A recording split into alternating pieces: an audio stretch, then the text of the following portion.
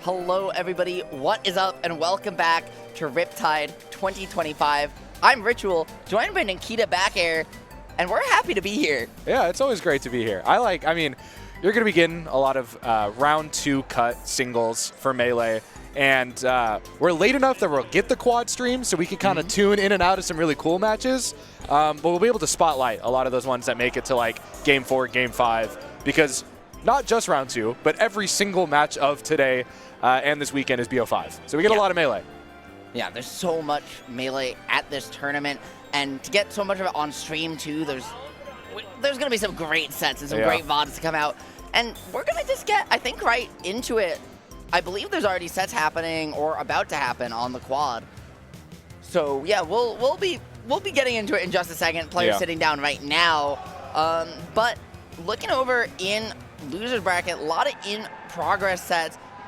Finished, queued up in losers, though. We've got King Momo versus Blessé, and over on winners yet to start, we've got Axe versus KJH. We'll see what we get over here, but how are you feeling about those two?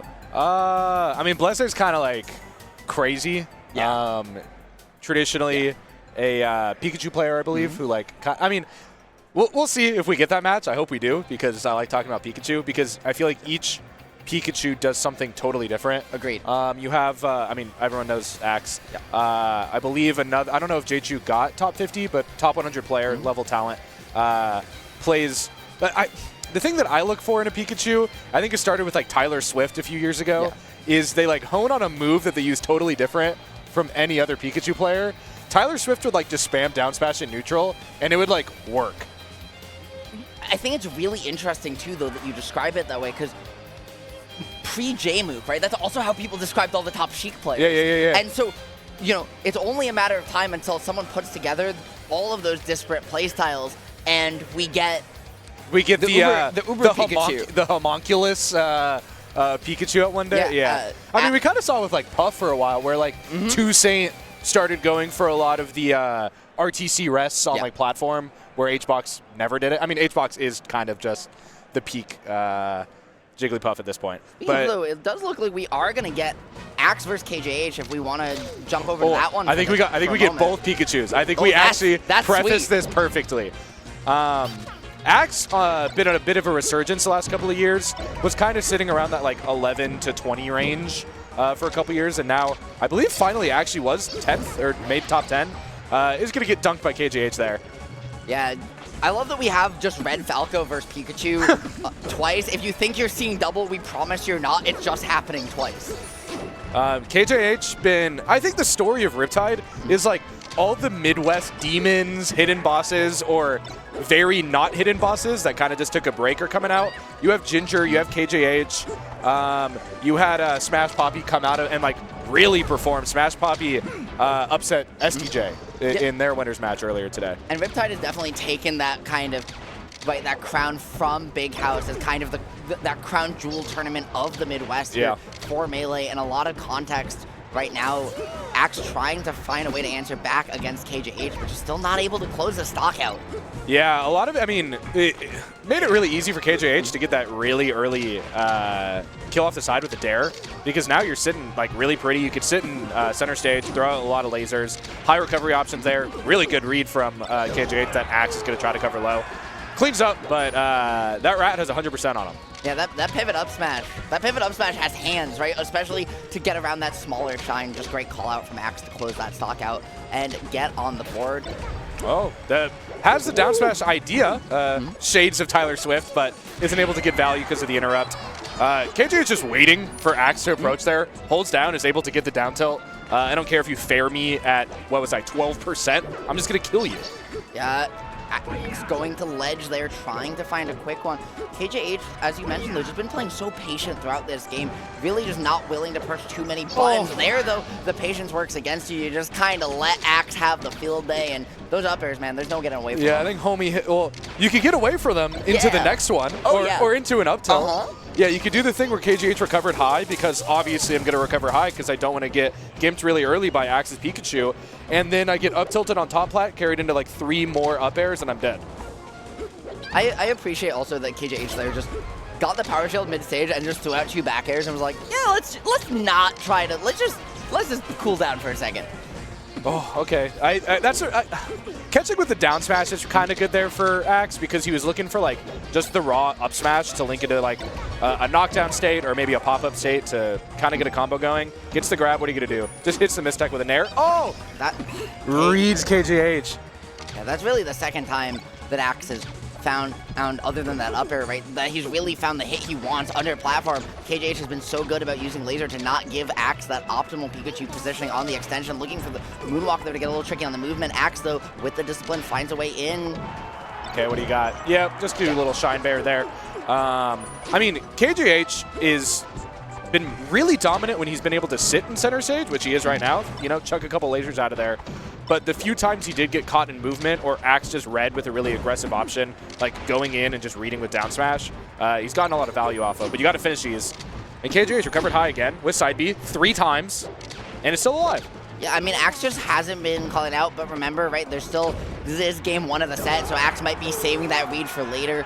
We are yet to see that being said. Up smash off the rip, once again gonna take a stock, and just like that, Nikita, Axe has a way back into this one. Yeah, we've been talking about it all day on Battlefield and FD in particular, because the spawns, okay, I'm not gonna connect with the up air there, are, they're not homogeneous. You don't start at the top. So that was a situation where KJH spawned right on top of Axe on left side of stage. Could have gone down to try to challenge, but Axe has been playing this game for 20 years. He knows he needs to hold.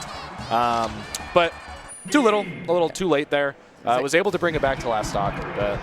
And even when you've been playing for 20 years, right, you sometimes do get caught up by the occasional thing. Axe there just not quite being able to get that shield tilted down in time, so the down tilt able to poke down at the bottom and find that game 1 victory. As on the flip side, Blessé actually taking game 1, so across the board, Pikachu and Falco are tied a game apiece. Yeah, I know. We're sets right now. I want this to go like, it'd be hilarious if they both win game 5 and swapped who won each time. Agreed. But KJH will have to do basically literally everything to win this because this is Axe's destination, notorious for making spacey mains change to their secondary mid-tiers. You see Mango whip out the dock on this stage a lot of the time because he doesn't want to get chain grabbed. No, and even when you aren't getting chain grabbed, when you're somehow able to play so disciplined where you're avoiding the grab at all costs, all of a sudden, right, you just get juggled by Pikachu, and then Pikachu can cover the space, get underneath you, keep it going, and there's just nowhere to land. Yeah. I mean, the benefit, I guess, if you are the Falco here, is it's kind of similar to against Marth, where you have a viable pillar combo if you basically hit it perfectly. Yes. Axe throwing out the thunder there for insurance sake. KJH is dead regardless. Yeah, you just want to make sure, you know, no matter what goes wrong, right, all boxes are checked. You've got that time once they're dead off the Angel platform to just take a little bit of a breather. Right now, Axe is trying to get away as KJH finally takes a jump on in after these lasers, but now it's chain grab time. Yep. KJH isn't, I mean, the mix-up here is traditionally you want to go off stage as quick as possible, like full DI out, so you only get chain grab like 2 or 3 times. But the issue is you're full DI out off stage against Pikachu, and Axe will just up air you. So KJH is going for like mixed DI, going for like slight, no. And what's going to end up happening is you're going to get chain grab to like 80 and then up smashed, which is probably what's going to happen right here. And Axe is so good, too, about finding the perfect up air right out of these scramble situations into the grab, as he did there again. Just, I don't think anyone finds more opportunities for that grab out of those scrambles, especially in the air, than he does. Yeah, that's really good at reading movement. I mean, it's going to be beating a dead horse. Like, Axe has been playing this game for like forever. But the mix-up there on the right side of the stage was he's been reading that KJH has been doing no DI or slight DI. So he went for the last chain grab where like KJH basically has to go forward. He went for F smash. And the F smash covers basically every DI except full DI out. And full DI out is covered by up air off stage, which is dead regardless. And I mean, it's great coverage. I'm just sorry. I know as what you're you looking said at. that, I'm looking at the fact that the other game finished again at the same time. And we're going to see the exact same thing where KJH went to Yoshi's on the counter pick, and I guarantee you Blessé's going to and they FD. both started on Battlefield. Yep. So we might actually see a mirror image here. This is honestly, I think, one of the coolest things I've seen on Quad in my time. Yeah. in platform fighters. This is real neat, just kind of exploration of playstyles in a matchup if you're an enthusiast for sure. But dude, the patience there to just not overextend from either player. Yeah, but Axe got a little greedy. He thought he had it with just the roll, but KJH was slightly high enough that up B was going to connect if you didn't have intangibility, which he didn't. So reset neutral for a little bit, got a couple more % on Pikachu, but Axe still took the first stock here. Great just call out with the shine in center stage there, especially both players dash dancing under. KJH just called out the approach timing from Axe and took it to the bank. Yeah, and we're seeing the roles switch from game one, where KJH found a lot of comfort in center stage. Axe has kind of just been like dash dancing below top, like literally just waiting to get a grab. Miss input there, had the correct read, doesn't matter anyways. You're Falco off stage to the right against Pikachu with a double jump. You're going to get up air like 3 times and die. And he threw the forward-facing up air on the shield first, right? Pushing him slightly further back into the slightly better combo position. Now he's going to get the up airs again. Oh, tried to get the up tilt pop-up. Not going to find the stock just yet. Still has to get out of the corner. And, you know, on Yoshi's against Falco, that's not really where you want to be as Pikachu. Yeah, a little too slow there off the ledge for Axe to finish things out there. Is finally able to react to the high recovery, but is too slow again. KJH has the opportunity. Good pickup for KJH there, right? Didn't find the sweet spot on the down air he wanted, but still able to close it out. Now the wave shine, gonna start to get something started, looking for a down air or a laser there, but didn't find its mark. Instead, gonna find the grab. Tech chase goes the wrong way. Shy Guy's a little awkward spot there, and so Axe is able to get out of that one. Okay, yep. Get able to land, turn around, up smash.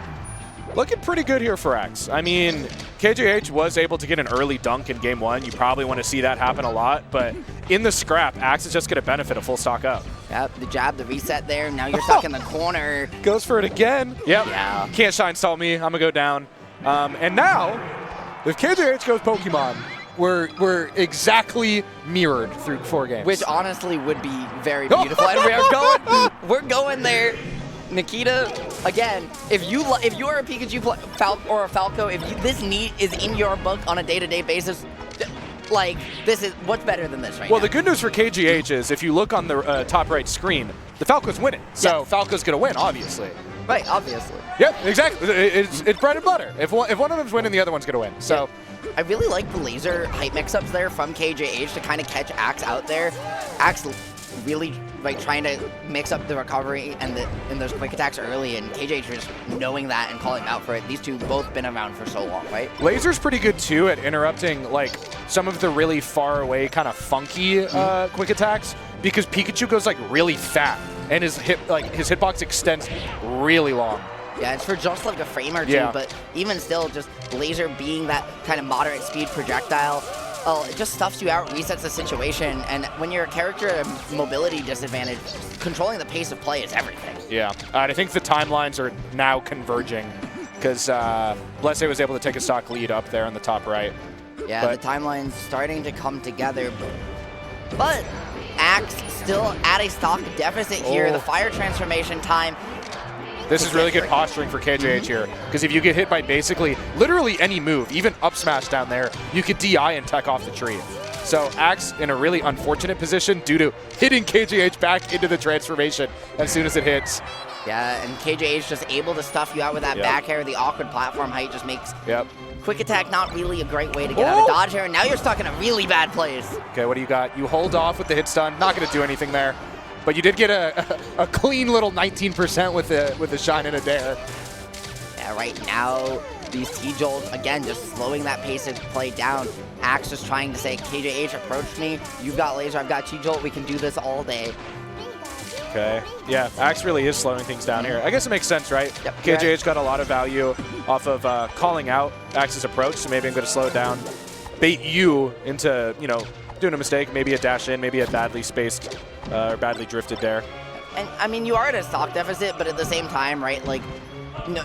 Nothing there. Falco players are going to come in if you just sit on platform throwing T-Jolt, and there's what Axe is betting on. And right now, I mean, the patience is coming in spades for both players, right? Yeah. Nobody's really bit on anything yet, but KJH has just been slowly able to push forward for the moment as these two ebb back and forth on the stage control. I mean, he's just been so good at using laser to not like take advantage state, but just stuff out whatever Axe has been trying to go for. We saw the down smash and neutral get neutralized, funny enough, with laser. We saw the grab attempts get stuffed out with laser, but it can only do so much for so long. Axe probably will get a grab or will get a stray up air. And now the importance is really on just trying to survive this stock, get as much chip damage as you can get.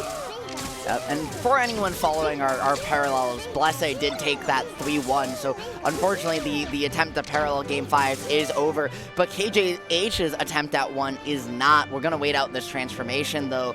And while we're doing it, Namzerra up 2-0 on Misfire. Very, very quick there right now as we see a Luigi chain grab off on the side spin. Yeah, the unfortunate part there, too, is even if Misfire gets the kill here, KJH just goes in with a couple seconds left, is even if this goes out to play and Misfire is able to take this game, they have 2 counter pick games right after the other.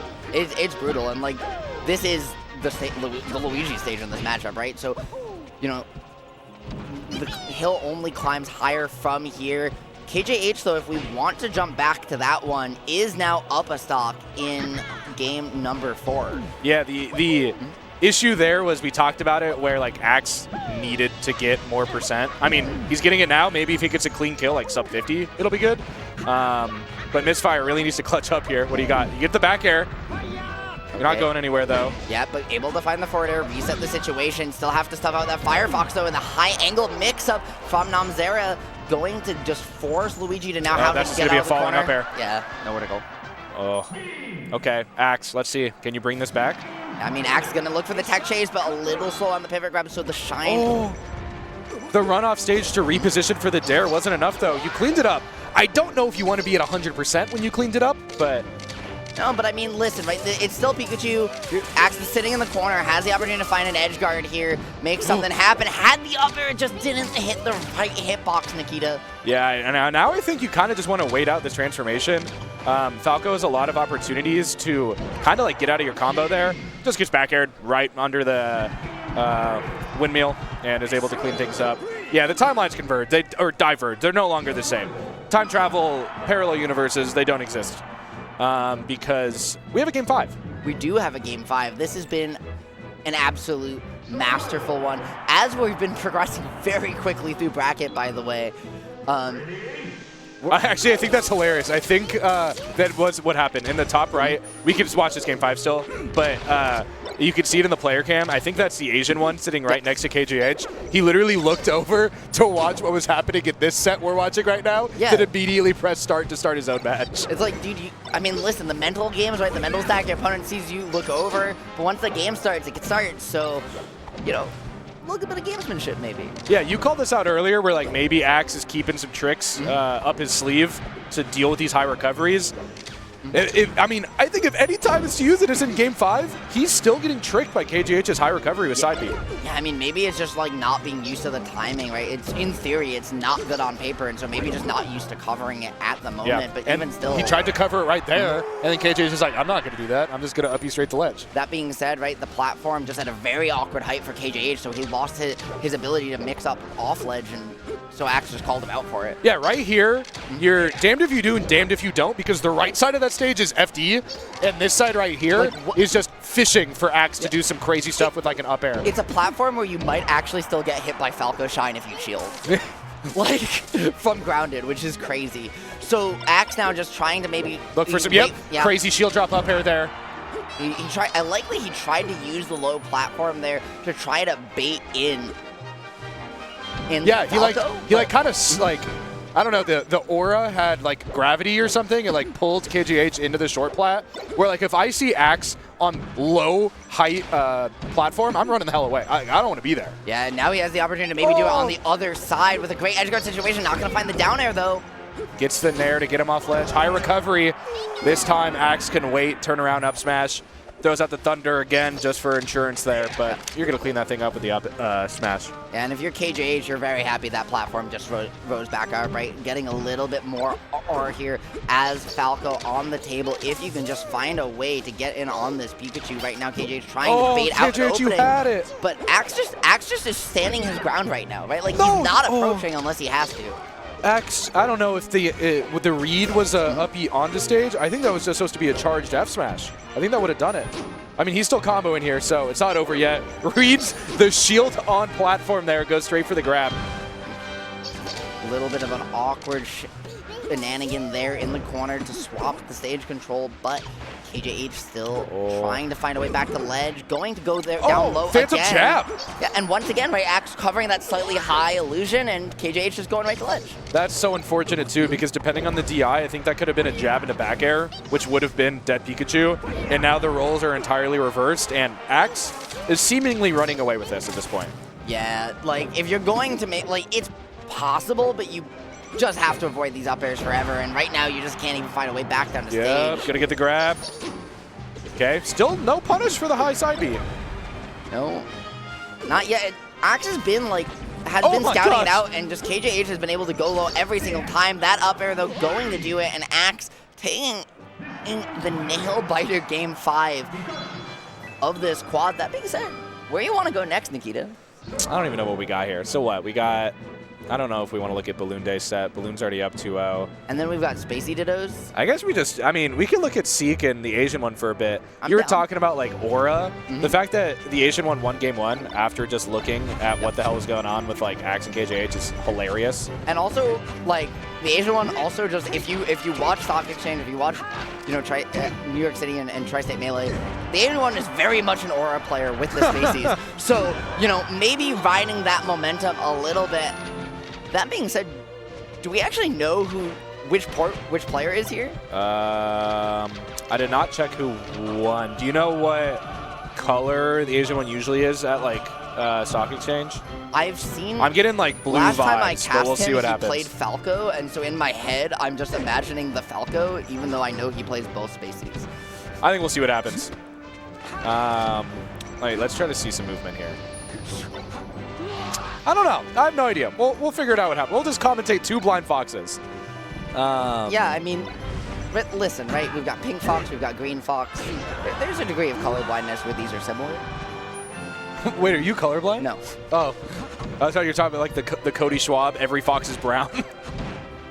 Ooh, if we do want to jump over to a more identifiable match, we've got Namzerra and KJH again in Falco Puff, but boy. That might not no. That's not right. I don't think yet. I think they need to. I think they might be switching Namzerra's name still. Yeah, that's how. No, you're right. You're right. Yeah, because there's a Puff warming up for KJH, I believe. Unless Namzerra does just have the. No, it is KJH Namzerra. Oh, so Namzerra just has the Fox Puff in the pocket, I suppose? And has the opportunity for the RTC rest there on platform, doesn't opt to go for it, even up a stock here, instead just looking for the edge guard at 90%. Can we actually jump over to... No, that's just CPU. Sepi? Oh, no, it is just warming up. Yeah, I'm lying. Okay, never mind then. See, okay, I was right. Okay, the Asian one is blue, so we're good. Yeah, and they're immediately going right back to counter pick. Okay, we're good there. I got mixed for a second, I'm not going to lie. Movement was too clean. You thought the...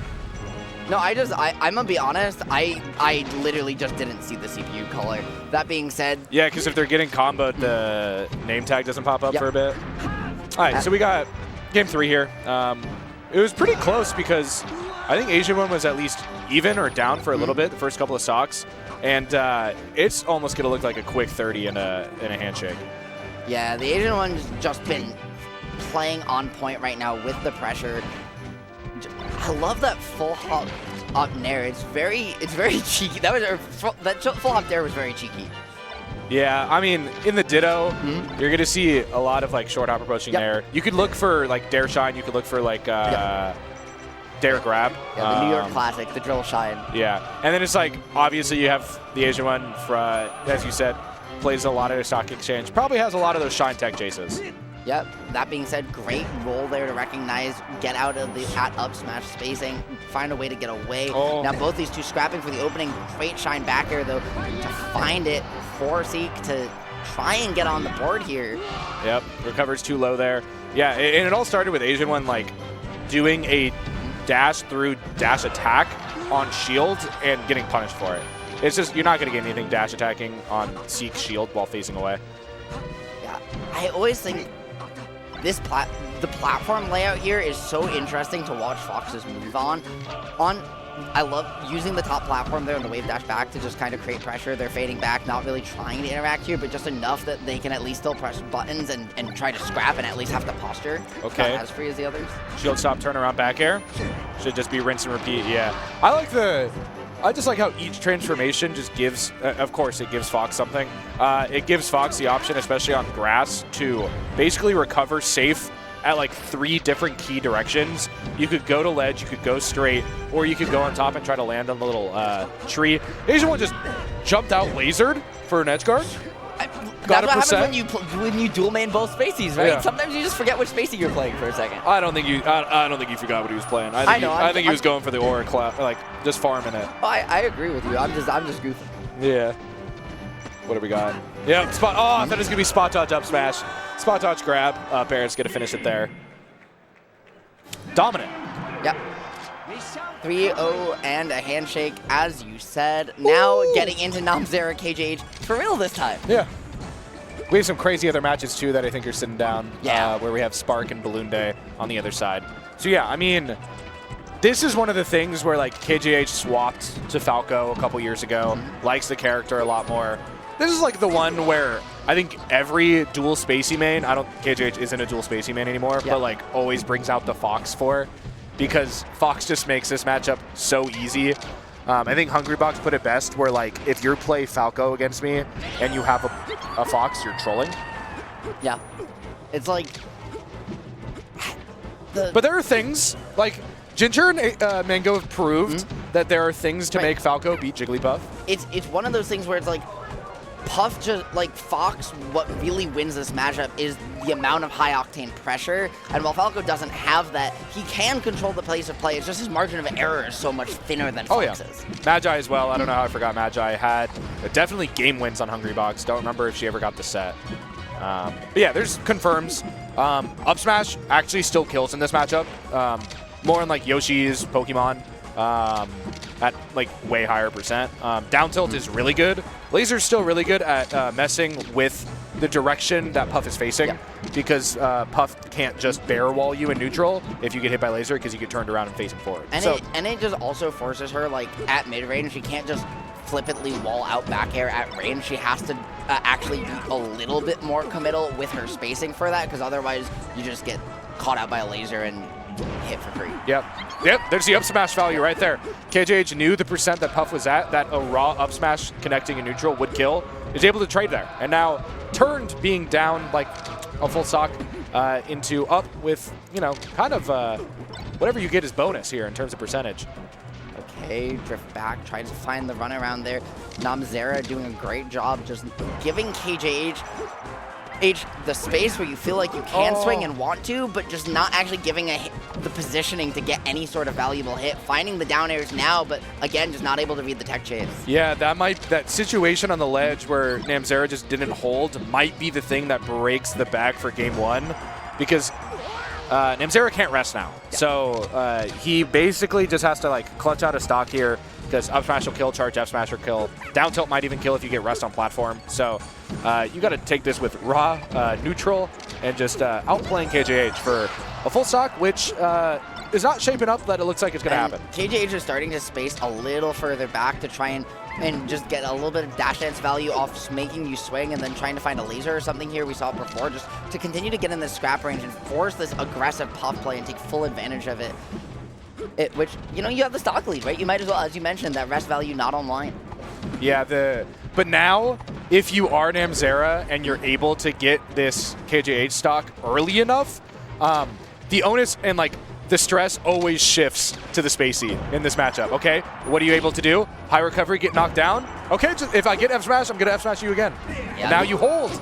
No! Yeah, the illusion there, just both caught in the scramble, a little over-aggressive. Instead, you're going to reset back to neutral, most likely. Going for the jabs on shield there. Namzerra getting a little lost in the sauce for a moment. Shine Bear had bad DI, but it wasn't bad enough. Oh, had decent DI on that one, but again, it's not going to be enough there. Yeah, do we want to jump over to Yoshi's and Balloon Day Spark over on Station Y? Yeah, let's take a look at that. I think this has to be losers now. Yes, this is losers side, I believe. Yeah, I see it. So, for those at home, Balloon Day is the Fox, evident by the tag B-Day.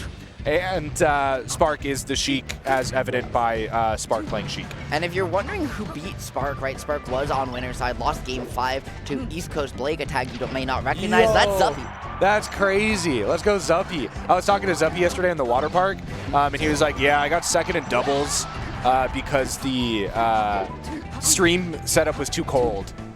And then I was like, how do you feel about singles tomorrow? And he's like, well, I don't know. I'll be there. So evidently he's here. If he beats Spark going into Cody, could be a crazy upset there. That being said, it does also mean, right, Spark warm for this matchup. Yeah, very warm.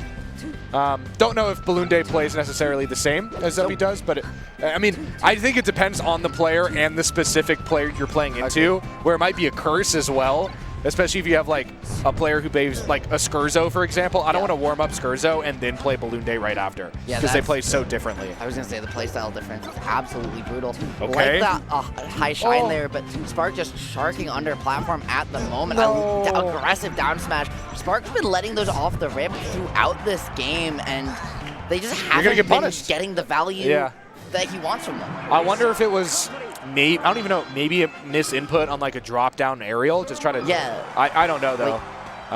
Like maybe you can get. Well, no, because it won't be a misinput on a drop down aerial because he plays on Cupstraption. So it's not even a C-stick issue. I don't know. Whatever.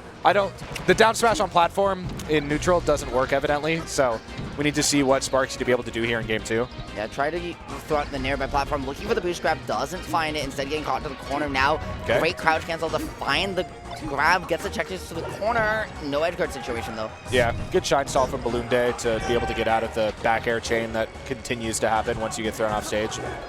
Okay. Done good so far at least mitigating Spark getting back to stage. It's been a lot of I'm just going to fair and not even go to ledge. Yeah, great power chills there to force Balloon Day back to platform. However, he's still going to find a way in. Doesn't hold ledge long enough though, and Spark's patience giving himself another chance. Still not able to get out of the corner just yet. Okay. He's able to get it the second time, clean things up here. I was worried that the storyline of the quad stream is just going to be not holding ledge when you need to hold ledge. Yeah, and right now the Spark is holding center stage, but again, just biting a little too much underneath these platforms, and it feels like every time he jumps over under the platform aggressively, Balloon Day is just after him for it. Oh, had the option coverage there, covered the not shorten side B, and then covered the shorten, but Balloon Day was able to SCI good enough to immediately drop down and grab ledge. So great defensive play there to, kind of save their stock for a little bit longer at least. Great CC down tilt there out of a little bit of a dash dance mix up that gets people to swing and then pops them on the platform. A lot of value to be had for Sheik off that down tilt button, and right now, I mean, Spark just trying to find a way back, but the up tilt reversal there, that was... gets burned. The way back was right there. It showed itself with, a little off stage play there, but Spark gets burned by the up B, isn't able to confirm Balloon Day stock there, but is pillaring upwards. Into the up smash, closes it on out, completes that ladder combo, and just like that. Spark has a lead, but now he just needs to hold it full stack of needles in neutral into hold shield. We'll get you a little bit of percent there. I was going to say, the SDI in too, with how close you were, just causing you to fully side switch on Sheik there was hilarious. Yeah, Spark is kind of a demon at SDI, as you saw from that up air up there. I think there were multiple SDI inputs going straight right, so was able to survive, like 20 more seconds. Yeah, Balloon Day right now has even up the stock count and had the opportunity for the drill shine there, but just not able to convert. Instead, going to get caught by the up tilt the platform, and that's going to be a huge edge guard situation. Spark with a potentially big lead right now. One stock to go. Okay. Oh, just going for the raw grab and neutral. You can't grab Balloon Day. They're invincible. Okay, that early back air from Spark allowed Balloon Day to pounce, but he wasn't able to capitalize. Instead, the needles, Balloon Day is just going to hit one on its own, and instead not going to get capitalized, still going to be able to find Spark, but just these conversions feel like they're just a hit away from killing. It feels like it's the last possible second to drop them that they're getting dropped for both players. Yeah, isn't able to get anything off the down tilt at the end. But yeah, the interesting thing I was seeing in neutral, where Spark was up a full stock, like a literal full fresh stock, is he was kind of just double jumping in center stage. He wasn't throwing out like the trademarked Spark back air in neutral. So I don't know if maybe there's some controller malfunction or something like that, or Spark's maybe just, you know, thinking of a different game plan. Right now, though, he's holding under platform. Yeah. There it is. Right, we've seen Balloon Day pounce in that position so many times. Spark baited it, called it out, and capitalized to win Battlefield. Again, Balloon Day kept punishing him under that left ledge, specifically in those same positions, but that time he was ready. Yeah, I got scared there in the recovery where it was like 4D chess, where like Balloon Day recovered straight up to counter Sparks going deep down to try to hit him with the back air and then drift in. I thought he was going to be able to steal the ledge, but Spark was able to clean things out. Now we're headed over to Final Destination, and this can... It could go both ways. I mean, Spark's a ways. tech chaser, so as you can see by the fact that he is going for grab very much in neutral, but you get rid of the platforms, right? Yeah. You kind of make the way that Spark can approach from the air way more linear. He has to land or go to ledge. He can't play around in any of those platforms, play around with the great defensive, shield play. So. And Fox, with that speed, right, very much a trademark, able to close the distance such that she not really able to slow the pace of play down here if she wants to nearly the same degree she can with the rest of the cast. Okay, the back airs, though. Okay, gets poofed. Yeah, it's going to be enough, though. That's so unfortunate because it's just Balloon Day being late to hog ledge. But Spark is going to take advantage of that literally every day. And that's Melee in a nutshell, right? It feels like so many sets are decided by the thinnest of hairs. And that time, Balloon Day just a victim to that. Yeah, a lot of it's just been the frames you wait on ledge as well. We saw Axe in a previous set get burned because he just didn't roll in time. He was no longer invincible. Okay, the crouch cancel into pivot grab is a great cheeky little opener there from Spark to find the reversal. Okay. There's the coverage. He was trying to find ledge there and doesn't get the stock on his own for being late. Yeah, the counterplay, we're just going like layers deep at this point. I think it was in game 1, Spark had that same exact situation and Balloon Day was able to SDI to ledge off of the jab. This time, maybe the timing was different or the coverage was different. Spark didn't let them grab ledge. Still wasn't able to confirm the stock right then. But I like how counterplay and counter to that counterplay is developing so far in these 3 games. And we actually just saw that stock come off yet another new adjustment, which is Spark with the empty hop grab, right, to add that next level to how Balloon Day has been scouting from the grassy knoll? The needles. Oh, the drop down! Yeah, you could trade that stock all day. I mean, at 190, you might as well, and Spark just deleted, and Balloon Day taking a second. That was crazy. I didn't even know the needle was going to be living that long. I thought it was just going to expire. That's literally just about max distance. Yeah. It's so good to find that first snipe if people are getting close to ledge or trying to get a little bit fast with it. Okay. And Spark not even opting for the tech chase there, just going for a read with the up smash.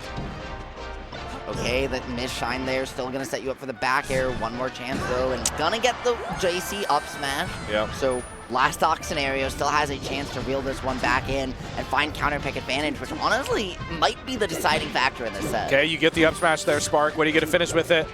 Needle doesn't connect, you get double jab. Yep. Okay. Find the way through, down tilt to get the knockdown, though. Huge knockdown percent there. Going to force Balloon Day off. Spark, though, going to reset after the shine. Doesn't want any piece of that dashes scramble. through the shield.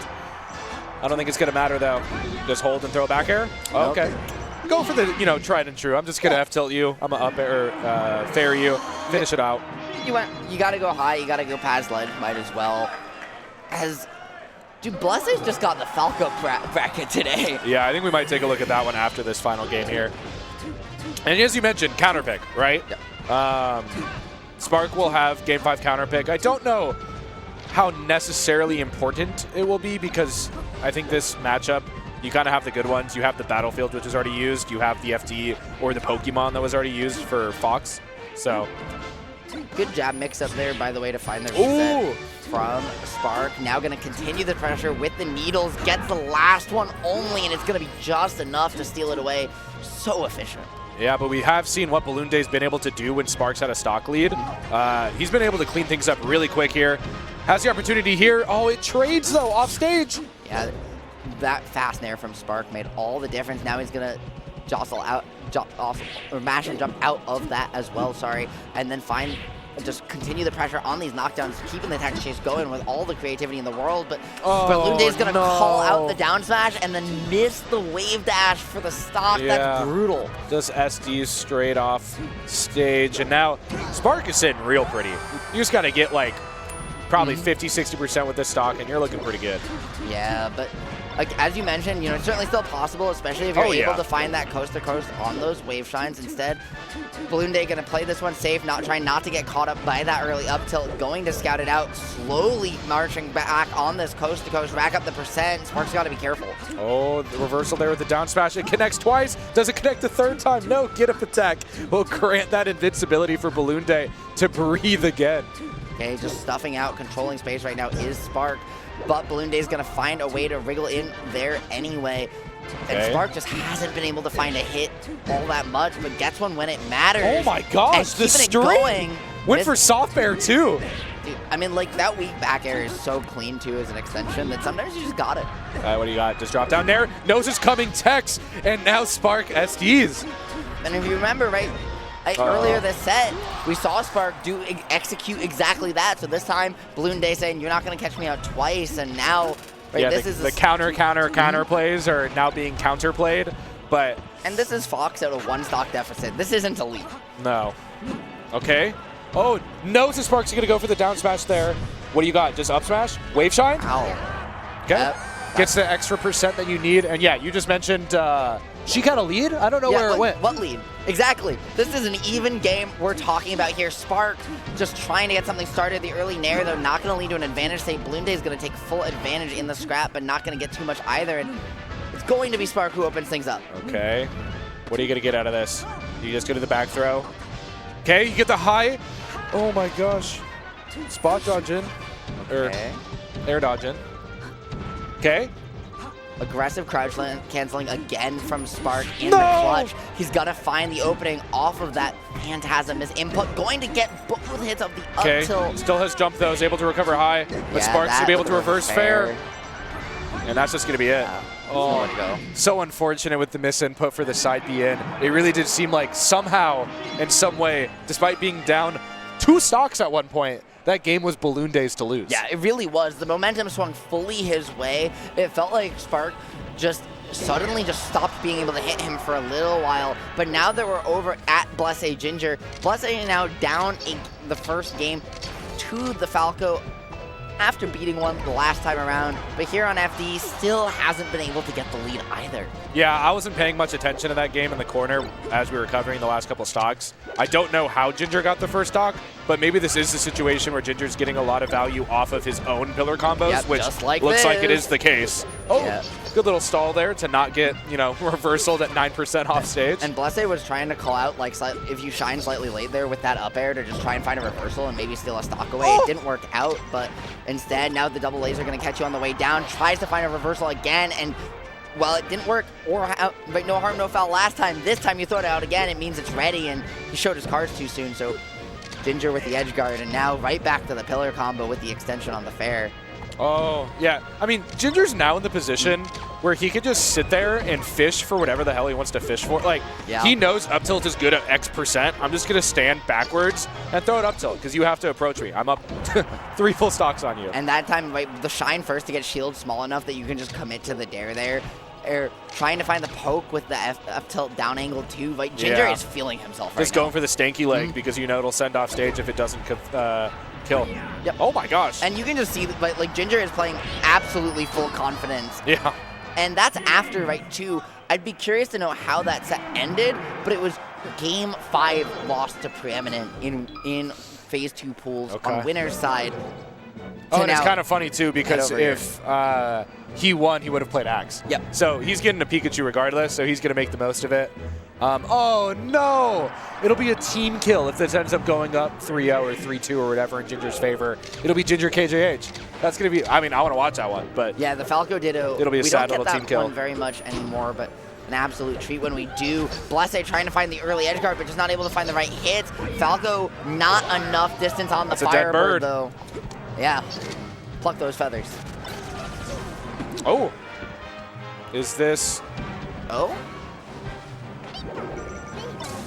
This is Balloon Day Spark still, maybe? No. Or is it? No, it's KJH, or it's Free Palestine versus Spark. That's who it is. No. Yeah, it's Free Palestine Spark. Oh. Yes, we got the names now in the bottom left. Oh, so, I guess that makes sense because Free Palestine doesn't want to go the Ditto because. Yeah, do you wanna? I don't know if Spark's a chain grabber. I could see Spark being a chain grabber. I was gonna say I also could see Spark being a chain grabber. So maybe the option. Oh my gosh, just gets poof, bounced off the weird pixel battlefield, and just gets sent down to a stock deficit. Yeah, but still even things out with the up smash as KJH taking a stock. Or sorry, Ginger taking a stock on Blessé. Hey, who's up a little bit, but still KJH bringing it back in turn. All the action we've got going on right now, absolutely fantastic here. Yeah, I wonder. I mean, Free Palestine's Fox is like so good. That I wonder, like, if you do go down 1-0, 2-0, do you switch and do the Ditto? Like, I feel like you always have that question in the back of your mind of, I know I have this character that is my like better on paper main, but in this matchup it might not be the best. I think it depends. Like, I think it's definitely like a game 3 thing, and I think it's like you go down game 2. It's like, is game 2 closer than game 1 was?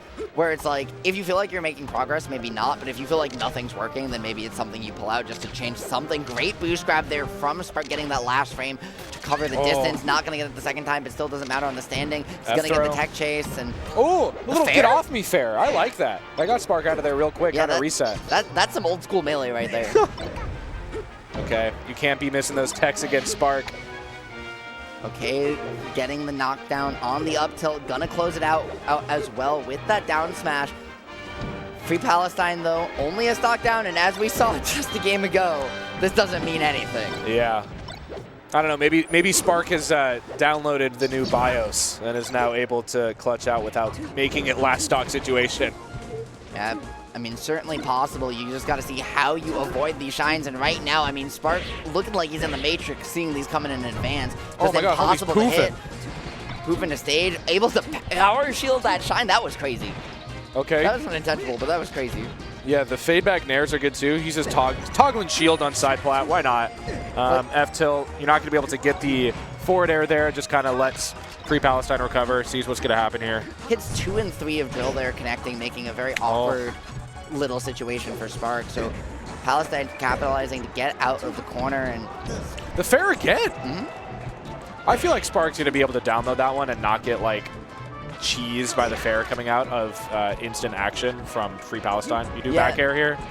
Okay, the jab reset down smash. Throw, read DI back, jab. Okay, that'll work. Dude, what? Yeah. I mean, I guess it's like you get the, like, you're worried about if you down throw and you don't DI for the mix-up DI, like, you're just going to get blown up for it, but that's real risky. Yeah, and we do have the confirmed banger match coming up next too because Ginger did 3-0 Blessé, so we'll have Ginger KJH coming up soon as well. But you have the Fox counter pick here. Oh, yeah. Going for the down Free smash. Palestine is going for that old school thing. Going for that, I know you're going to miss tech, so I'll do down smash because it covers every option except tech roll out, which is, of course, what Spark ended up doing. Unfortunate missed illusion there. Great late nair just to force you off stage, trying to get Spark maybe just even just a little less comfortable at the moment because Spark is playing as confident as you'll ever see him in this game and in this set. Okay. Spark kind of just like locked in. He has you can just look at him in the player cam. Yeah, this is He's like the bent over, just like staring at the TV. Okay. Yeah, he's not blinking. And that, when someone's not blinking, that's when they're in flow state. That's crazy. Down tilt, he went for the soft barrows again. And get the... Oh no, not the chain gang. That wasn't intentional, but there was a world where that maybe actually still found a stock. I've seen Zanya get like kills with chain recovering against like fast fallers. I killed Preeminent and Sunsei with it in out of distance. I killed in doubles. I hit a really sick chain in battle DC. But this is not what you this is not what you want to see though No. if you're a Free Palestine fan, because you don't want Spark to have a lead on your counter pick. I mean, it really is as simple as like one shine or one up smash away from just confirming into a tie game. And recognizing that on the crouch transformation, even though it didn't work out, just the idea of going up and trying to get the jab lower on the legs just by virtue of the slight slope there was super smart. Now gonna get the platform extension here Soft with bear. Spark is just, again, full confidence. He's been going for those left, right, and center. Yeah, we're able to see what he was trying to go for in the last set, where it's the soft bear extension into a fair. It didn't kill, but, you know, still was able to set up an edge guard situation. And if you see all this, it's the same platform positioning that we're seeing a lot of full hop nairs before, but now they're short hop nairs, and it's definitely maybe some of the construction consistency, right? Getting more used to it in real time. Now the down smash, Free Palestine, trying to avoid going down 2-0 right now. Yeah, has the opportunity here with a couple more lasers to just like lead things into a straight conversion. Last time we saw Free Palestine read Sparks holding down and hit crouch cancel up smash, where the up smash was crouch canceled into an up air. So 85%'s still looking pretty good.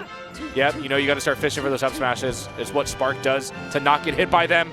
Oh my gosh! How does he just, he has gone into these scrambles and literally weaved his way through every hitbox Free Palestine has thrown out multiple times. Yeah, they were just flirting around shield. Okay, bad transformation for Spark here, is able to get down into the little baby tree pit. Yeah, this is an awkward place to be, trying to find the dare to pop him up, but instead, he's gonna find a way out, and now KJH Ginger starting. We got the banger. I believe KJH is usually always red and Ginger's always blue. No, yes. Yes, that sounds right in my head. Okay, the wave shine on shield, not going to find too much more than a little bit of pressure. 144, that pop is going to get you away, but right now this game one has been entirely one-sided off that first combo. Yeah, but again, they're somehow starting on FD with their stage striking, so it's as simple as getting, you know, one grab, one dare, one shine to link into something that's going to even it out. And as we've been seeing it here, KJH kind of has been bringing it back step by step. Yeah, I mean, you know, in Falco Ditto's weird things happen, and so I guess I'm not that surprised to see it here. Free Palestine, though, did go looking like maybe you called it. Spark was able to clinch. No, wait, they might be. Nope. Maybe they didn't want to go. Maybe I don't not know. Yoshi's. I don't know if the stage is the issue. Wait. Okay. Or just a hand warmer. It might be a little hand warmer for the Sheik. I could see that. But on the other side, we are seeing Ginger really hold on to this lead here. Oh, and F-Tilt's going to be able to clean things up. But yeah, Power Shield Laser there, going a long way. Up 70%, uses the invincibility to get a dare. Does do the shine stall, isn't able to connect the back air there, but is able to get one in neutral a couple seconds later. Yep, okay. And they're chain grabbing. Yep, we are absolutely chain grabbing. Oh, maybe not. No, you're right, that was definitely a tech chase. We'll see what happens. But yeah, you would maybe, I don't know what it was. It had to have been a hand warmer then, because they're back with the same characters on the same stage. And Spark just got a cheeky on the recovery reverse fair that just killed Free Palestine. So, I mean, at least you're helping out the voice in the back of your mind by saying, at least I tried the Sheik. It might not have been the answer, but... And it's like, Spark, no. I will say as well, right? Spark not only just so good, like not only is this Ditto very stressful for a lot of Sheik players. Yeah, they're not chain grabbing. Spark is like I think one of the best Sheiks at the Ditto too. Like every time I see him chain grabs or no, it's just, he's excellent. Okay, Ginger had the opportunity to finish things out there, got the down air DI to the right, where KJH was able to recover on stage, and ever since recovering, has been doing a reversal. Can you interrupt? Not able to clank there. And so KJH was literally on the ledge of losing game one, is able to come back potentially here. The double illusion, again, what we said earlier, right? In the Falco Ditto, weird things happen. And from a 3-stock comeback to a double illusion to starting on FD, weird things happen, but at the end of the day, it still ends with a down air. Yep, yeah, Ginger was able to hold on to that lead there. Did get a little hairy there in the last game, or last stock there, but Yeah, but Ginger hey, you didn't drop the game, and that's kind of what you needed for your mental, right? Oh, Getting for sure. that much of a comeback And they go right in back. game 1. They go right back. They're just having fun. Yeah. I mean, why not, right? Like, you get to play this Ditto in bracket so rarely. Y'all are both from, you know, as you mentioned, they're both Midwest, too. So, like, why not? Oh, good tech there. Ginger actually read it, but KJH was able to recover high, and they both SD. Okay, I think we hear them laughing right now through the thing. Yeah. Free Palestine there with the F-tilt weak bear, F-tilt off platform extension was super sick. Oh. Now Shy Guy, though, going to cause Spark to have to commit to something a little bit more aggressive. Still going to pick up the forward air and close that one out with a quick 3-0. So it's going to be just Ginger and KJ. Spark was trying to, that's the patent pending Spark combo. If you check any of his old combo videos from like the 2010s, he always does the dare into poof off the top. So he wasn't able to connect with the up B, but it is what it is. Yeah. And we're back to Ginger winning, which is not new so far since he's returned to being a little bit more active in the scene. No, right? I mean, Supernova was his first really big thing back, and he came to play. Oh my god. Not happy as well after that loss to Preeminent, undoubtedly, but right now, KJ Ginger with quite a pickup there. I think it was, I'll need to see that back later. I think it was literally laser into jab to set up the situation to just shine off stage. Yep, and that was one of the coolest setups of just, no, you can't move, actually. Sorry. Okay, able to get the confirm there, but again, KJH looking full stock down. Yep, and I mean, here on FD, it's right, you find the right opener, your opponent sees a little too much stage by accident, like maybe you can find a reversal, but right now it's actually KJH who's done that, and instead of you being the one to find a quick stock, it's your opponent. That was what you needed to do to Ginger, not to go the other way around, and instead Ginger gonna take that one. Now we're 2-0 Ginger. Yep. And take a little water break. Yeah, a little bit of water. You think they go back FD? Okay. No, I don't think KJH wants to give it to Ginger like that. I don't think it matters if there's platforms or not, to be honest. But no, I think they're gonna have some fun here. Yeah, they are doing just crazy stuff. I mean, a lot of it might just be misinputs and like calculating afterwards, where it's, oh shoot, I hit up B. I'm just gonna, up B straight down. Yeah. Spot dodge across Os there, definitely not what was intended for KJH. Oh, stuck in light shield there. Tried to get slide off, but Ginger was able to punish it. Ginger's ability to continually follow KJH this set, like his conversions off of a single neutral win have been just immaculate so far. KJH's not been able to really get away or reset at all. Yeah, there's kind of a lot of, there's a few levels to it where like right there in that situation, KJH knew that Ginger was going to use laser, so he held shine the entire time and dropped. And somehow all of the lasers missed. Ginger was just able to punish it afterwards. And Ginger, again, just not letting him play the game right now, right? That was nearly 100% oh my gosh, the tech movement. chase after tech chase. All over the place with the movement, the combos, the extensions. Like, KJH came off the Angel Plat, iframes went away, and then just got hit, and that was his stock. Okay, you have a side B recovery option there. Yep. Just hold. And now we're back to exactly where we were, game 1 and game 2, where it's full stock lead here for Ginger, and he usually doesn't give those up. KJH there fishing maybe for a little bit of shenanigans under platform if he can get the right percent with the is able to extend off the top plat. Yep, there it is. Laser misses though, so unfortunate. Okay, now Ginger may be looking to utilize those platforms in turn, but KJH ready for it, going to answer back. The shorten going to get you back in time. Now, transformation starting to flash. Yeah. Now you got FD. That's what you wanted, guys. Just for a second. Okay, the guns are coming out. Yeah, man, sun's out, guns out, and now we're even. We're even. Oh my! What? That lead was just an illusion. Oh no! The stanky leg doesn't get it. You had such a good read too. Okay, the laser catching the landing just a little too far to capitalize as Ginger, though that was what he wanted, but just didn't have the spacing, trying to bait under the platform. Nobody's going to, the whiff grabs, the scramble. It's going to be KJH's, and it's just going to be a raw dare call out on the jump to close out the stock. That's the second time in a row that Ginger's missed the edge cancel with the side B from Halo, so maybe that's something to note. KJH gets cleaned up there. Ginger's able to finish it out with the back air on the recovery option there. But opportunity here for KJH. Answering back, just not able to clean it up though, and instead the shine in turn gonna flip it back the other way around. Now it's Ginger's chance to keep it going. Hasn't dropped these yet. KJH though is gonna get the ambiguous DI to find a way out of dodge. And all of a sudden, this is his last opportunity. Okay, is patient there. None of the lasers hit again. Recovery on the stage. Transformation's going to come. Yeah, and the transformation there just unfortunately kind of putting that situation in an awkward pause that KJH now able to pick the tempo back up. A windmill. Is able to snap to ledge. Yeah, KGH has gotten so much value off of Ginger just positioning around this windmill. Is able to clean it up. Dude, he really played that transformation like nobody's business in order to take that game away from Ginger. 2-1 now. And the winner of this set gets to play Zuppy. Yeah. What a fun reward. Yeah, we're still talking about stuff where they're not even top 16 yet. This is like, this might be, I'm trying to think of, I don't even know what round this would be. This is losers round 4. So this would be so it's maybe top 48, I think. I don't know where you place, how the numbers work. 20-something, maybe 19, something like that. 16 should be losers, 24, 32, 40. I think it's 32 or 48. Yeah, whatever you get tied for. Oh, you're right. It might be 33rd. Yeah.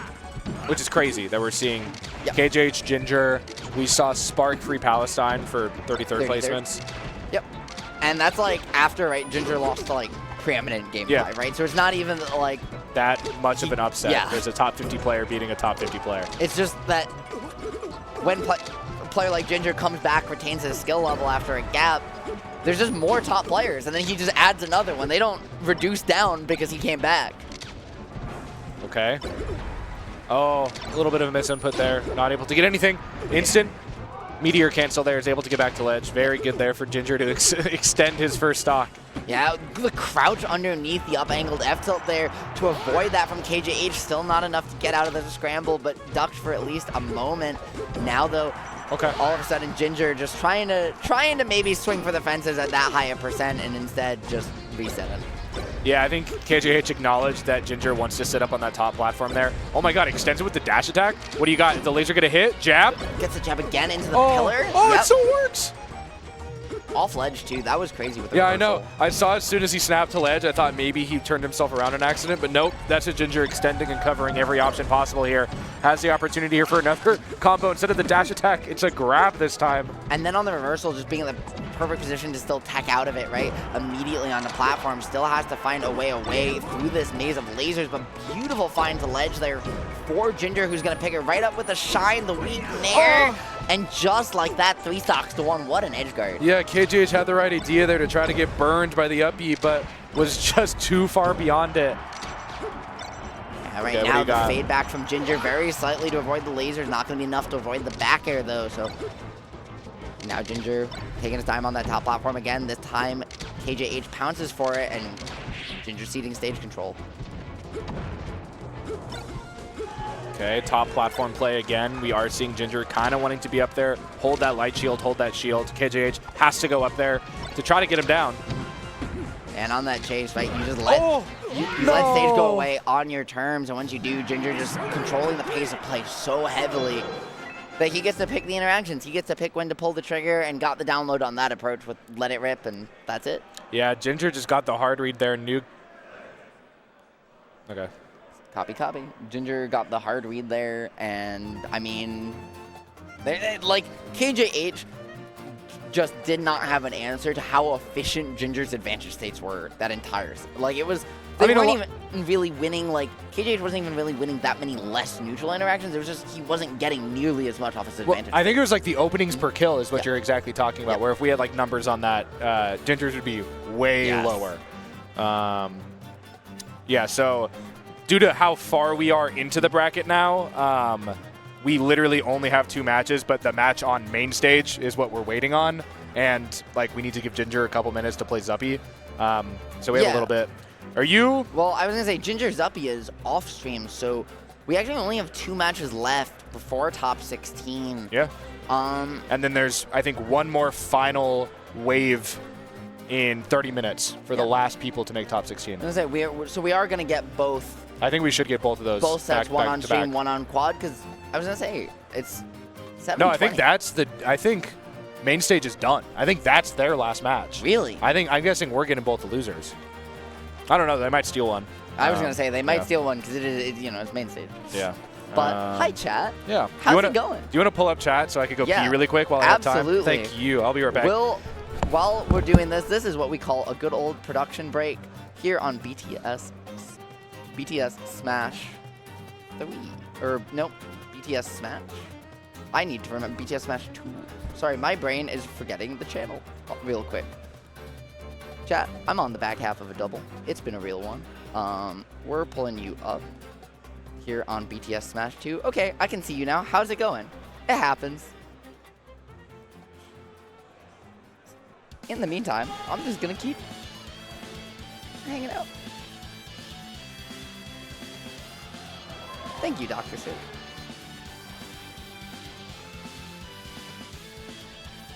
But how's y'all's day going, chat? How y'all enjoying Riptide so far? Who do I think's making top 8? Well, I mean, we're not even at top 16 yet. We got a lot of bracket left to be played.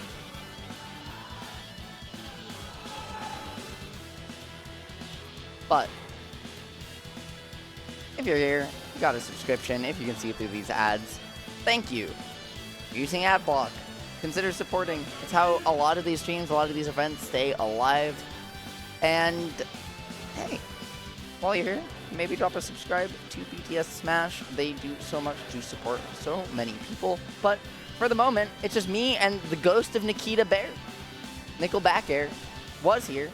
Now he's in the restroom while we wait for some sets. Again, if you're just tuning in, little bit of a bracket update over on mainstream. Game 5 versus Axe versus Preeminent is going on. The loser of that set is going to go on to fight Spark, probably over here, but maybe also over on main. And then Zuppy versus Ginger. Zuppy under the tag East Coast. Blake right now is already set and in the chamber. We just wanted to give Ginger a couple minutes to breathe after that one. In the meantime, I've been Ritual, and this has been Riptide 2024 comment, or Riptide 2025 commentary. It does sound like we're getting Preeminent Spark out of the 2 sets left. So, chat, how's it going? Also, hi Stelios, I miss you. But yeah, I'm here. What's up?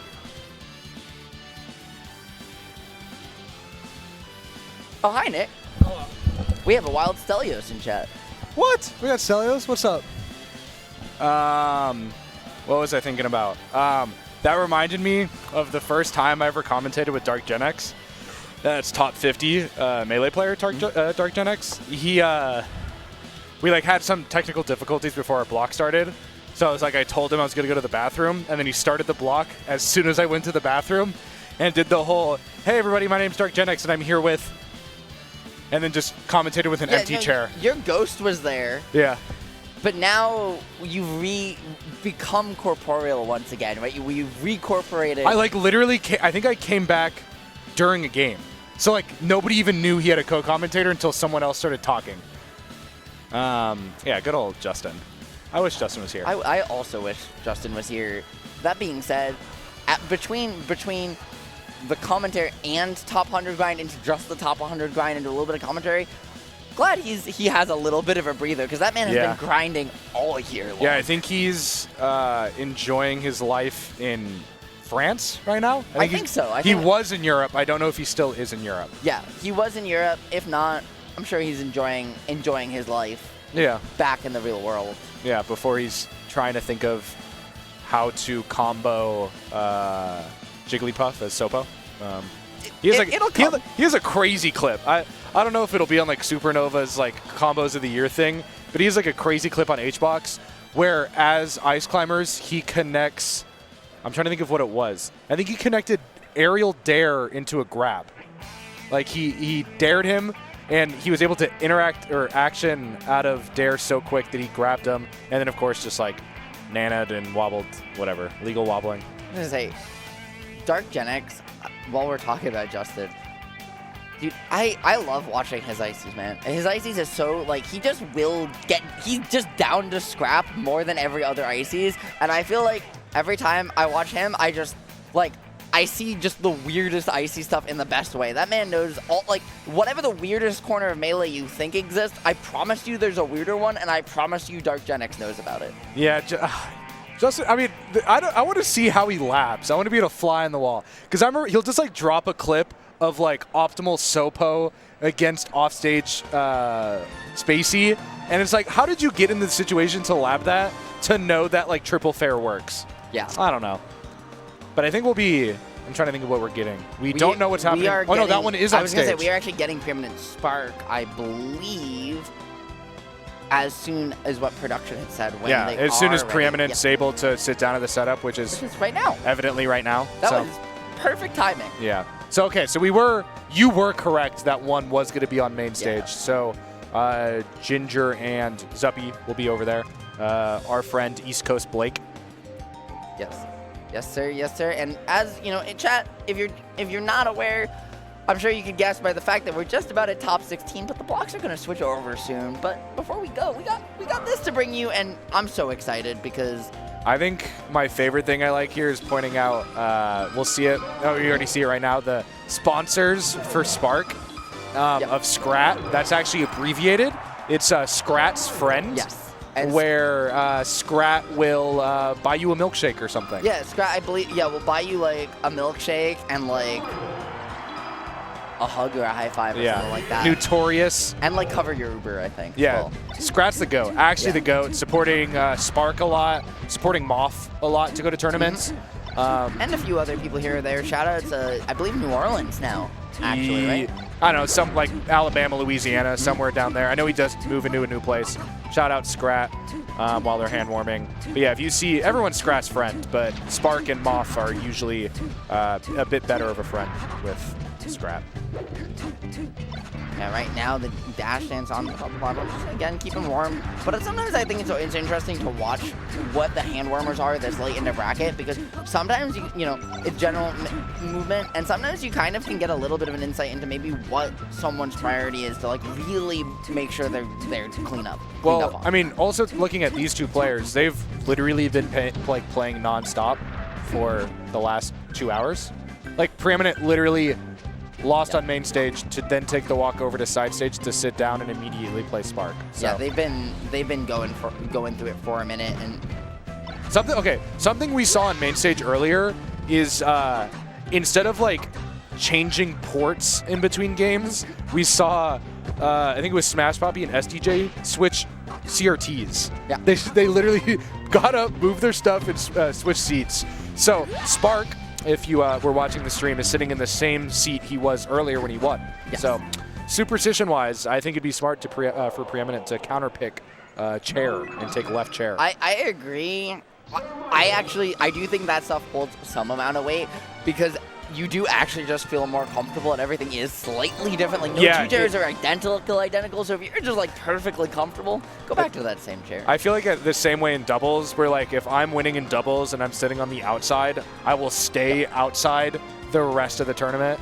Dude, I've been sitting on the right for all of my commentary blocks this whole weekend. I think I've been a lefter, so stars align, and they're starting on the stage that they were warming up on. And so we have Preeminent into Spark. I'm trying to think who did Spark beat earlier. It was Free Palestine's Fox. Yep. That's what it was. So familiar with the matchup. Preeminent is a Fox main, so doesn't have the secondary Fox that we saw with Free Palestine. Yeah, and I mean, Axe in general, or sorry, Spark in general, right? Lost game 5 to Zuppy, and then went Balloon Day into Free Palestine's Fox into Preeminent. Yeah. So it's just been playing Fox all afternoon, which, as you said, right, can be a double-edged sword because you get used to the player, but when you play this many of them, sometimes it just helps mitigate that a little bit. Yeah, is able to get the boost grab there. What do you get off of it? Just dash attack. Playing the safe option here, you have literally 101% stock, or percent lead. 101% stock lead would be crazy. But, you know, playing around ledge. Trying to hold the space ambiguously, trying to take over that platform by grabbing away the space of that inner edge. But the missed ledge hog is going to turn into a reverse fair, and just like that, Preeminent loses the Preeminent stock of the set. Yeah, okay. Is able to get the grab now, reverse things here. Gets the drill grab. Calls out the movement option there from Spark. Is able to even things out. And yeah, we're basically even right now. First stock into this game. First stock taken. Jab off the reset. Gonna find the dash attack into the back here. This is dangerous. Goes for Randall. Has the opportunity to go again. Oh, fool me once, fool me twice. I can't be fooled again. Yeah, great coverage there from Spark as well, who just saw Randall coming down and realized that the priority was just, if I block out Randall, I think I can just rinse repeat with this back air. Gonna get the knockdown on the up smash though. I really want, like, I want to be inside Spark's brain to know why he chooses in situations to not wave dash back grab versus up smash. Because in previous, like, literally, it seems like grab from grab, he'll, like, switch up what he wants to do. I think he read that Preeminent was good at tech there, too. Agreed. So it's just like, I'm just going to go for low percent up smash. I don't know. Ooh, this combo coming off a clank from Preeminent, really making it work. Double second clank. one. 2 in the same position, by the way, as that first one. They had 3 clanks in the same spot on the map, but at the end of the day, it's Spark once again swatting away any and all of Preeminent's attempts to actually get back into this one. Yeah. Preeminent was, I think, talking to themselves after that stock too, trying to get into it. Maybe, you know, try to get that right headspace. Got to lock in, as the kids say nowadays. Yeah, Spark not finding the right hit that he wanted of neutral air there, and instead going to lose the stock for it. No. The margin's so thin. Oh, no, now in reverse. Yeah. He just missed the early fair he wanted and got shine for it. Yeah.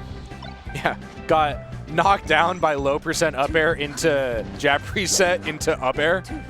And that time too, right? That wave landing on top lap was chaseable because he was a little late on it. We're starting to see a little bit of maybe playing, as you said, for 2 hours straight, getting to both players at the moment. Yeah, what are you doing to get up attack? You're not going to be able to get up attack in front of Spark. He's going to hold that shield and he's going to be actionable as soon as he can. Randall's not there to save you. I like the idea though. Like I like the idea of shortening to Randall there. It just, unfortunately, the spacing is. But knowing Spark, like Spark was probably just going to drop down, bear you anyway. Like, yeah. You're probably done skis. Really strong showing the first couple of stocks there for Spark. Was able to clean things up. So is this lead. And now over to Stadium, and here, you know. Oh no! Reads the movement. What do you get?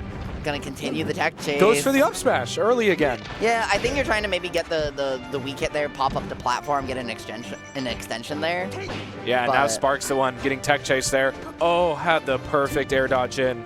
Okay, weak hit neutral air to platform, not going to be the get off me tool that Spark needs in the moment. Instead, maybe trying to find some cheeky way to get something started off plat, just creating enough space to breathe, but not enough space to actually get out of disadvantage. And Preeminent going to realize the antsiness, capitalize, and take that solid. Yeah, Spark really was just looking for like knockdown situations there. You can see it right here. Is fishing for the fair.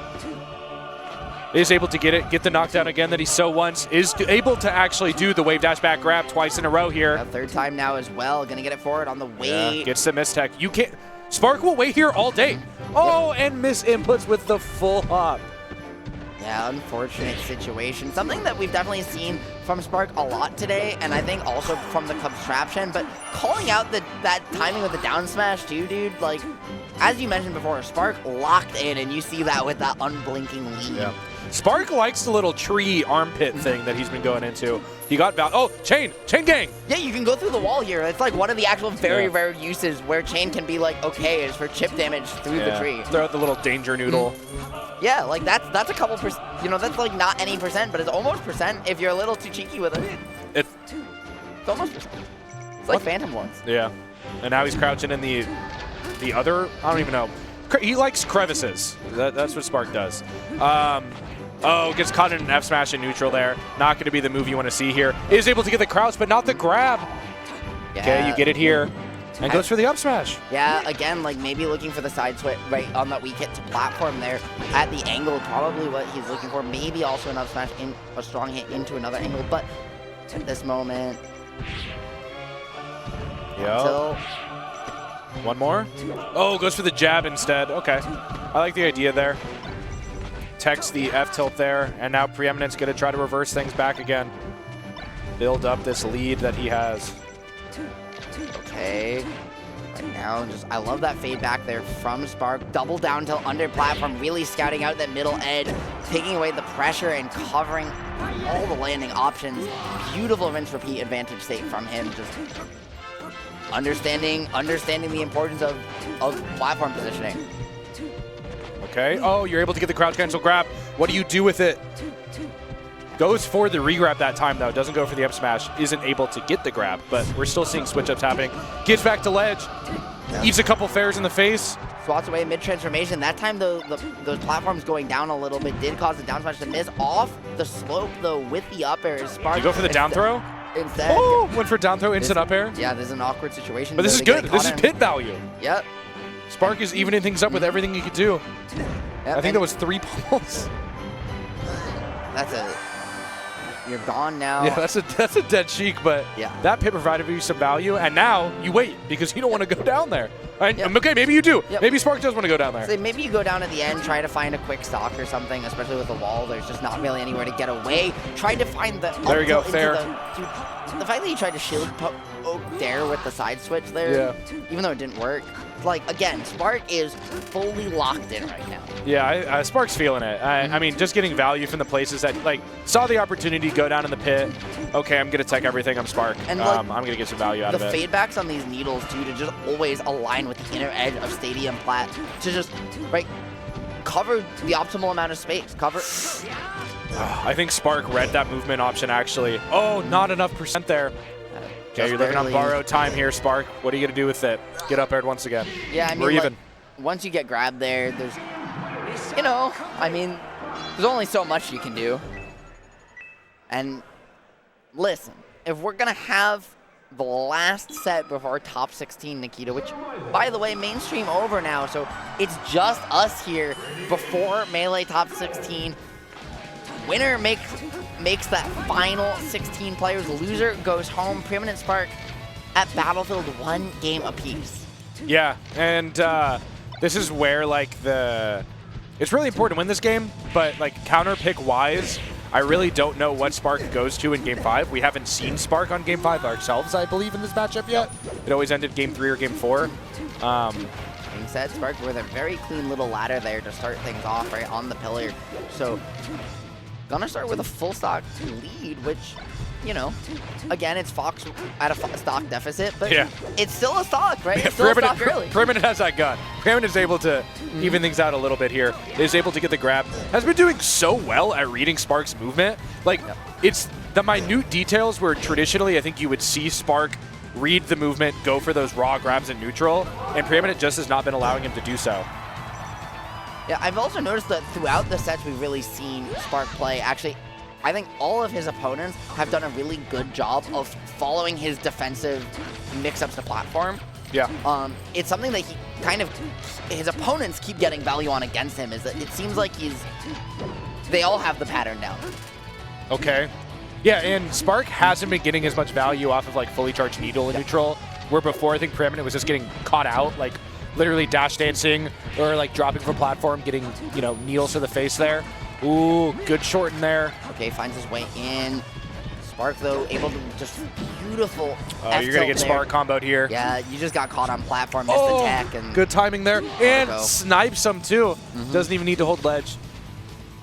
Yeah, that's just a brutal angle to be at, right, against Sheik, especially with those needles now. Spark holding the platform down, and it feels like Preeminent, again, is just trying to play catch Spark right now. Yeah, but Spark is at the percent that Preeminent can like, any knockdown on a mistech should be leading into an up smash KO. It didn't even need to happen there, but there were a lot of options at Preeminent's disposal to even things out here. And now the lasers can come out to get you a lead. Absolutely, but, you know, the smallest of leads in Melee. We get 1%. Yeah. Okay, we get a few more. Spark charging those needles. Are you going to be able to block them now? Yeah, but now you might as well, like, if you're Spark, I get you wanting to charge the needles, especially you've been so consistent at finding those on Foxes throughout this losers run. I mean, what's a couple percent compared to the ability to steal the stock early? You just need to keep it close. Unfortunately, you're going to only have one stock to do it with, and counterpick advantage on the line, right? This is a big one to potentially go down. Well, I just don't understand what I think the value here for Preeminent is so much more than Spark, because you have FD in the pocket. You don't have Yoshi's in the pocket because I think that was the starter. Whereas I think the option for Spark is going to Dreamland. Yeah, it's definitely interesting to see how it's going to shake out. But now, speaking of shaking out, one stock apiece. This game still very much anyone's. But once again, there it is. Is able to get the read again. Up tilt, up air. Yep. That's just it. Oh my gosh, going around the world there. Left plat, top plat, right plat. You're going to get up aired all the same. It doesn't, again, as I was saying before, right? It doesn't matter how Spark is DI mixing defensively. Once he gets chased to that first plat, he keeps getting punished for all of it. His opponents keep finding those value in those explosive situations there. And now down 2-1, we're back to Battlefield. How do you feel about that? Wait. Isn't that... That's a gentleman, right? Yeah, I mean... No. Spark they just played on yeah, the stage. And Preeminent just won. Okay. So, game 5 here, honestly, on I feel good. I mean, pick, this is the stage you go to. Yeah. Like, I don't think there's anything else that Spark would go to. I agree. I just, you know, maybe you want to switch Maybe you want to see that. I don't know. It was so close, too. It was really just like one movement read that Preeminent had on left plat.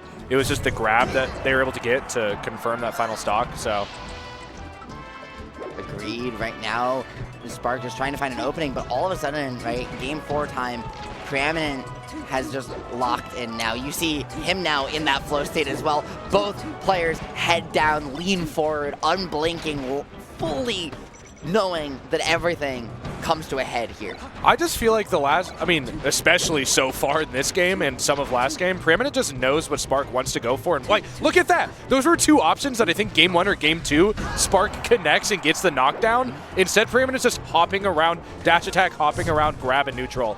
And now it's going to hold the ledge, confirm the second stock, and Preeminent's looking real pretty right now to win 3-1. Preeminent's also thrown out just like a couple down tilts, even though they haven't connected here, just starting to stuff out more of the grounded approach. Yeah, which is what Spark's been getting a lot of value off of, is that and those scraps, his ability to just kind of weave through some of these scramble situations early in the set, and Preeminent is just taking those away, and now that the value trade's more even, Preeminent is just starting to creep away with it. And we're seeing the movement or the neutral options kind of differentiate as well. We saw double dare come out of neutral, which I don't think we've seen from Preeminent for a while. We saw a lot of those really low up airs, a lot of the sharking up tilts. You see the up tilt come out there, shine off stage, but Spark's going to be able to get back.